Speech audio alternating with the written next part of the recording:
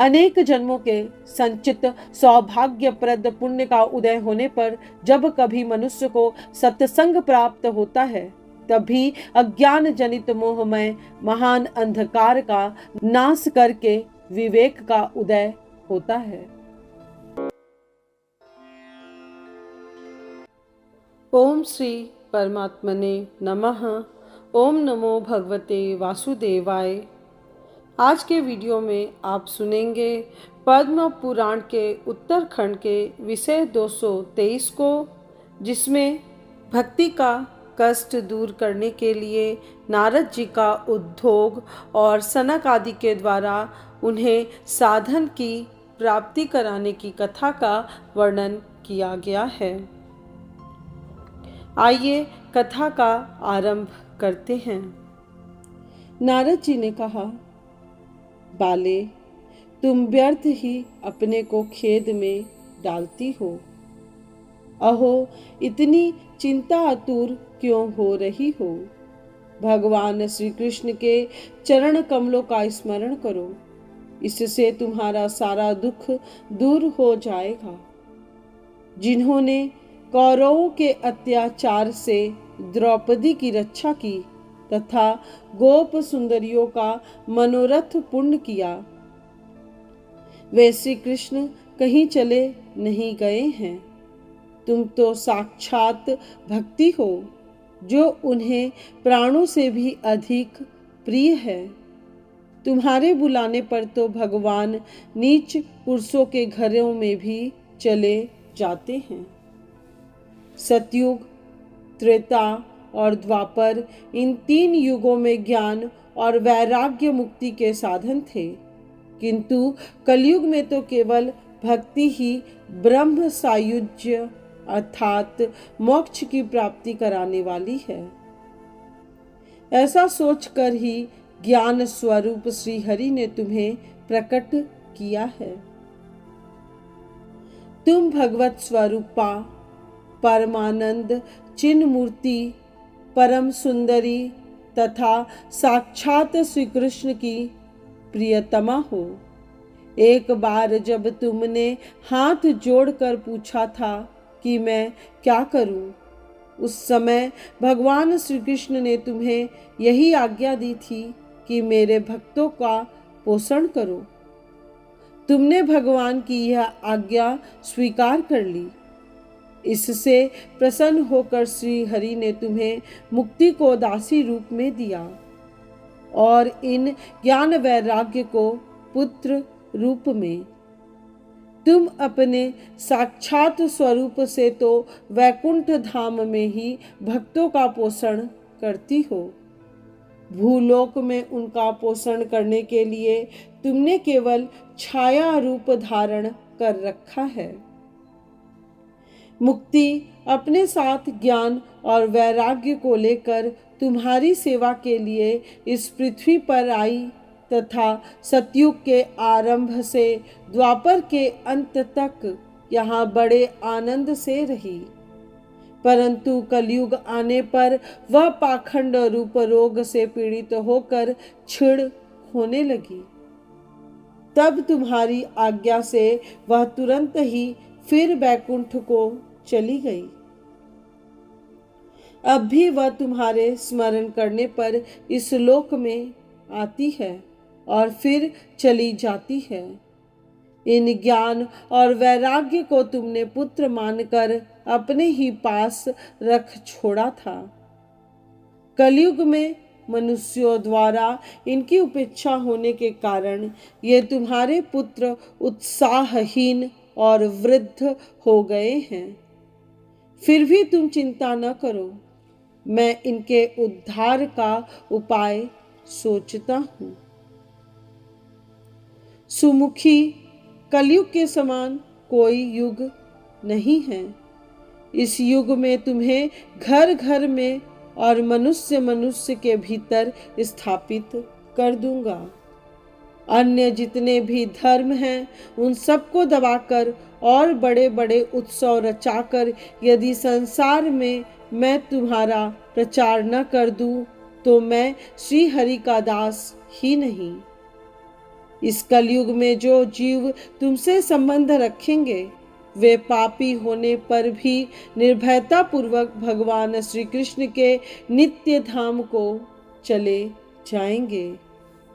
जिनके हृदय में सदा प्रेम रूपिणी भक्ति निवास करती है वे पवित्र मूर्ति पुरुष व स्वप्न में भी यमराज को नहीं देखते। जिनके हृदय में भक्ति भाव भरा हुआ है उन्हें प्रेत, पिशाच, राक्षस अथवा असुर छू भी नहीं सकते। भगवान तपस्या, वेदाध्ययन, ज्ञान तथा कर्म आदि किसी भी साधन से वश में नहीं किए जा सकते। वे केवल भक्ति से ही वशीभूत होते हैं। इस विषय में गोपियां ही प्रमाण हैं। सहस्त्रों जन्मों का पुण्य उदय होने पर मनुष्यों का भक्ति में अनुराग होता है। कलयुग में भक्ति ही सार है। भक्ति से ही भगवान श्री कृष्ण सामने प्रकट होते हैं, प्रत्यक्ष दर्शन देते हैं। जो लोग भक्ति से द्रोह करते हैं वे तीनों लोकों में दुख उठाते हैं। पूर्व काल में भक्त का तिरस्कार करने वाले दुर्वासा ऋषि को कितना कलेश भोगना पड़ा था। व्रत, तीर्थ, योग, यज्ञ और ज्ञान चर्चा आदि बहुत से साधनों की क्या आवश्यकता है। एकमात्र भक्ति ही मोक्ष प्रदान करने वाली है। इस प्रकार नारद जी द्वारा निर्णय किए हुए अपने महात्म्य को सुनकर भक्ति के सारे अंग पुष्ट हो गए। उसने नारद जी से कहा, नारद जी आप धन्य हैं। मुझ में आपकी निश्चल प्रीति है। मैं सदा आपके हृदय में निवास करूंगी, कभी उसे छोड़कर नहीं जाऊंगी। साधो, आप बड़े कृपालु हैं। आपने एक क्षण में ही मेरा सारा दुख दूर कर दिया, किंतु अभी तक मेरे पुत्रों को चेत नहीं हुआ, अतः इन्हें भी शीघ्र ही सचेत कीजिए। भक्ति के ये वचन सुनकर नारद जी को बड़ी दया आई। वे उन्हें हाथ की अंगुलियों से दबा दबा कर जगाने लगे। फिर कान के पास मुंह लगाकर जोर जोर से बोले, ओ ज्ञान, जल्दी जागो। वैराग्य, तुम भी शीघ्र ही जाग उठो। फिर वेद ध्वनि, वेदांत घोष और बारंबार गीता पाठ करके उन्होंने उन दोनों को जगाया। इससे वे बहुत जोर लगाकर किसी तरह उठ तो गए, किंतु आंख खोलकर देख न सके। आलस्य के कारण दोनों ही जम्हाई लेते रहे। उनके सिर के बाल पककर बगुलों की तरह सफेद हो गए थे। सारे अंग रक्त मांस से हीन होने के कारण कंकाल प्रतीत होते थे। उन्हें देखकर ऐसा जान पड़ता था मानो सूखे काठ हो। भूख से दुर्बल होने के कारण वे फिर सो गए। उन्हें इस अवस्था में देखकर देव ऋषि नारद जी को बड़ी चिंता हुई। वे सोचने लगे, अब मुझे क्या करना चाहिए, इनकी यह नींद कैसे जाए तथा यह सबसे बड़ा बुढ़ापा कैसे दूर हो। सौनक जी इस प्रकार चिंता करते करते उन्होंने भगवान गोविंद का स्मरण किया। उसी समय आकाश वाणी हुई, मुने, खेद मत करो, तुम्हारा उद्योग निश्चय ही सफल होगा। देवर्षे, तुम इसके लिए सत्कर्म का अनुष्ठान करो। वह कर्म क्या है, यह तुम्हें साधु शिरोमणि संत जन बतलाएंगे। उस सत्य कर्म के करने पर इनकी निद्रा और वृद्धावस्था दोनों क्षण भर में दूर हो जाएंगी तथा सर्वत्र भक्ति का प्रसार हो जाएगा। यह आकाशवाणी वहां सबको साफ साफ सुनाई दी। इससे नारद जी को बड़ा विस्मय हुआ। वे कहने लगे, मैं तो इसका भाव नहीं समझ सका। इस आकाशवाणी ने भी गुप्त रूप से ही बात की है। यह नहीं बताया कि वह कौन सा साधन करने योग्य है जिससे इनका कार्य सिद्ध हो सके। वे संत न जाने कहाँ होंगे और किस प्रकार उस साधन का उपदेश देंगे।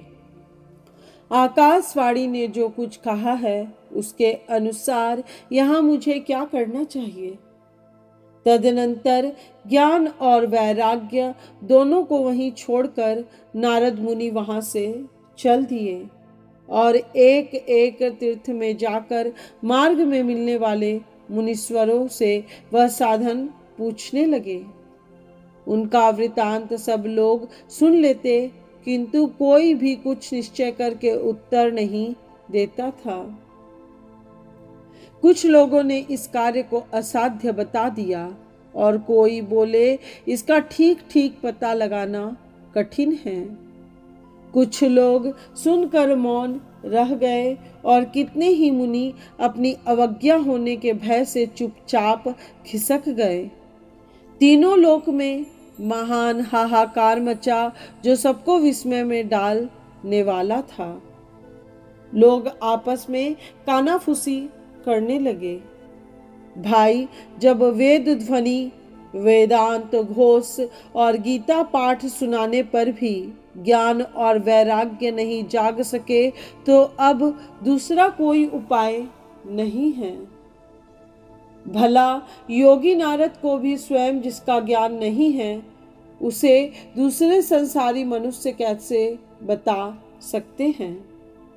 इस प्रकार जिन जिन मुनियों से यह बात पूछी गई उन सब ने निर्णय करके यही बताया कि यह कार्य दुस्साध्य है।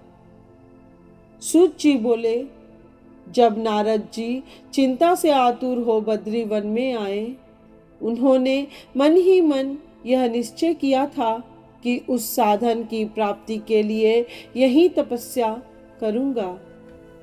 बद्री वन में पहुंचते ही उन्हें अपने सामने करोड़ों सूर्यों के समान तेजस्वी सनक आदि मुनीश्वर दिखाई दिए। तब मुनि श्रेष्ठ नारद जी ने उनसे कहा, महात्माओं, इस समय बड़े सौभाग्य से मुझे आप लोगों का समागम प्राप्त हुआ है। कुमारों, आप मुझ पर कृपा करके अब शीघ्र ही उस साधन को बताइए। आप सब लोग योगी, बुद्धिमान और बहुज्ञ विद्वान हैं। देखने में 5 वर्ष के बालक होने पर भी आप पूर्वजों के भी पूर्वज हैं। आप लोग सदा वैकुंठ धाम में निवास करते हैं, निरंतर हरि नाम कीर्तन में तत्पर रहते हैं, भगवली लीला अमृत का रसास्वादन करके सदा उन्मत्त बने रहते हैं और एकमात्र भगवत कथा ही आपके जीवन का आधार है। आपके मुख में सदा हरि शरणम, भगवान ही हमारे रक्षक है, यह मंत्र विद्यमान रहता है। इसी से काल प्रेरित वृद्धावस्था आपको बाधा नहीं पहुंचा सकती। पूर्व काल में आपके भ्रूभृंग मात्र से भगवान विष्णु के द्वारपाल जय और विजय तुरंत ही पृथ्वी पर गिर पड़े थे और फिर आप ही की कृपा से वे पुनः वैकुंठ धाम में पहुंचे। मेरा अहोभाग्य है जिससे इस समय आपका दर्शन हुआ। मैं बहुत दीन हूँ और आप लोग स्वभाव से ही दयालु हैं। अतः मुझ पर आपकी कृपा होनी चाहिए। आकाशवाणी ने जिस साधन की ओर संकेत किया है वह क्या है, इसे बताइए और किस प्रकार उसका अनुष्ठान करना चाहिए, इसका विस्तार सहित वर्णन कीजिए। भक्ति, ज्ञान और वैराग्य को किस प्रकार सुख प्राप्त हो सकता है और किस तरह इनका प्रेम पूर्वक यत्न करके सब वर्णों में प्रचार किया जा सकता है। श्री सनक आदि बोले, देवर्षि, आप चिंता न करें, अपने मन में प्रसन्न हो। उनके उद्धार का एक सुगम उपाय पहले से ही मौजूद है। नारद जी, आप धन्य हैं, विरक्तों के शिरोमणि हैं। भगवान श्री कृष्ण के दासों में सदा आगे गिनने योग्य हैं तथा योग मार्ग को प्रकाशित करने वाले साक्षात सूर्य ही हैं। आप जो भक्ति के लिए इतना उद्योग कर रहे हैं, यह आपके लिए कोई आश्चर्य की बात नहीं है, क्योंकि भगवान श्री कृष्ण के भक्त को तो भक्ति की सदा स्थापना करना उचित ही है। ऋषियों ने इस संसार में बहुत से मार्ग प्रकट किए हैं, किंतु वे सभी परिश्रम साध्य हैं और उनमें से अधिकांश स्वर्ग रूप फल की ही प्राप्ति कराने वाले हैं। भगवान की प्राप्ति कराने वाला मार्ग तो अभी तक गुप्त ही रहा है। उसका उपदेश करने वाला पुरुष प्राय बड़े भाग्य से मिलता है। आपको आकाशवाणी ने पहले जिस कर्तव्य का संकेत किया है उसे बतलाया जाता है। आप स्थिर एवं प्रसन्न चित्त होकर सुनिए। नारद जी, द्रव्य यज्ञ, तपो यज्ञ, योग यज्ञ तथा स्वाध्याय रूप ज्ञान यज्ञ, ये सब तो स्वर्ग आदि की प्राप्ति कराने वाले कर्म मात्र के ही सूचक हैं, सत्य कर्म के नहीं। सत्कर्म अर्थात मोक्षदायक कर्म का सूचक तो विद्वानों ने केवल ज्ञान यज्ञ को माना है। श्रीमद् भागवत का पारायण ही वह ज्ञान यज्ञ है जिसका सुख आदि महात्माओं ने गान किया है। उसके शब्द सुनने से भक्ति, ज्ञान और वैराग्य को बड़ा बल मिलेगा। इससे ज्ञान वैराग्य का कष्ट दूर हो जाएगा और भक्ति को सुख मिलेगा। श्रीमद् भागवत की ध्वनि होने पर कलयुग के ये सारे दोष उसी प्रकार दूर हो जाएंगे जैसे सिंह की गर्जना सुनकर भेड़िए भाग जाते हैं। तब प्रेम रस की धारा बहाने वाली भक्ति, ज्ञान और वैराग्य के सहित घर में तथा प्रत्येक व्यक्ति के हृदय में घृणा करेगी। नारद जी ने कहा, मैंने वेद ध्वनि, वेदांत घोष और गीता पाठ आदि के द्वारा ज्ञान और वैराग्य को बहुत जगाया, किंतु वे उठ न सके। ऐसी दशा में श्रीमद् भागवत का पाठ सुनाने से वे कैसे जग सकेंगे, क्योंकि श्रीमद् भागवत कथा के श्लोक श्लोक में और पद पद में वेदों का ही अर्थ भरा हुआ है। आप लोग शरणागत पुरुषों पर दया करने वाले हैं। आपका दर्शन कभी व्यर्थ नहीं जाता, इसलिए मेरे संदेह का निवारण कीजिए। इस कार्य में विलंब नहीं करना चाहिए। श्री सनक आदि बोले, नारद जी, श्रीमद् भागवत की कथा वेद और उपनिषदों के सार से प्रकट हुई है, अतः उनसे पृथक फल के रूप में आकर यह उनकी अपेक्षा भी अत्यंत उत्तम प्रतीत होती है। जैसे आम के वृक्ष में जड़ से लेकर शाखा तक रस मौजूद रहता है, किंतु उसका आस्वादन नहीं किया जा सकता। फिर वही एकत्रित होकर जब उससे पृथक फल के रूप में प्रकट होता है तो संसार में सबके मन को प्रिय लगता है। जैसे दूध में घी रहता है किंतु उस समय उसका अलग स्वाद नहीं मिलता, फिर वही जब उससे पृथक हो जाता है तो दिव्य जान पड़ता है और देवताओं के लिए भी स्वादवर्धक हो जाता है। खांड ईख के आदि मध्य और अंत प्रत्येक भाग में व्याप्त रहती है, तथापि इससे पृथक होने पर ही उसमें अधिक मधुरता आती है। इसी प्रकार यह श्रीमद् भागवत की कथा भी है। यह श्रीमद् भागवत पुराण वेदों के समान माना गया है। श्री वेद व्यास जी ने भक्ति, ज्ञान और वैराग्य की स्थापना के लिए ही इसे प्रकट किया है। पूर्व काल में जिस समय वेद वेदांत के निष्णात विद्वान और गीता की भी रचना करने वाले वेद व्यास जी खिन्न होकर अज्ञान के समुद्र में डूब रहे थे, उस समय आपने ही उन्हें चतुश्लोकी भागवत का उपदेश किया था। उसका श्रवण करते ही व्यासदेव की सारी चिंताएं तत्काल दूर हो गई थी। उसी श्रीमद् भागवत के विषय में आपको आश्चर्य क्यों हो रहा है, जो आप हमसे संदेह पूछ रहे हैं?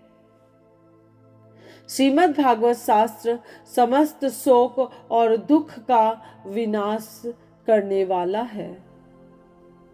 नारद जी ने कहा, महानुभाव, आपका दर्शन जीव के समस्त अमंगल का तत्काल नाश कर देता है और सांसारिक दुख रूपी दावानल से पीड़ित प्राणियों पर शांति की वर्षा करता है।